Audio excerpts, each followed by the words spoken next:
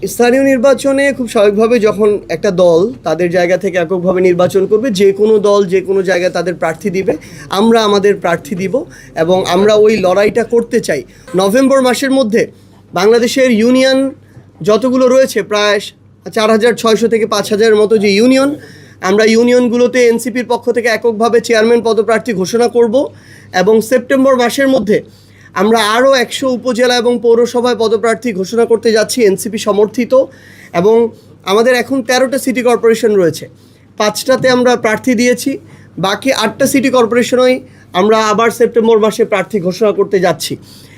স্থানীয় নির্বাচনে খুব স্বাভাবিকভাবে যখন একটা দল তাদের জায়গা থেকে এককভাবে নির্বাচন করবে, যে কোনো দল যে কোনো জায়গায় তাদের প্রার্থী দিবে, আমরা আমাদের প্রার্থী দিব এবং আমরা ওই লড়াইটা করতে চাই। হয়তো কোনো জায়গায় আমরা প্রত্যাশা অনুযায়ী ভোট পাবো না, হয়তো কোনো জায়গায় আমরা খুব শক্তিশালী ফাইট দিব, হয়তো অনেক জায়গায় আমরা বিজয়ী হয়ে আসব, কিন্তু আমরা প্রত্যেকটা জায়গায় বাংলাদেশের প্রত্যেকটা ওয়ার্ড, ইউনিয়ন, উপজেলা, পৌরসভায় আমরা আমাদের প্রার্থী ঘোষণা করব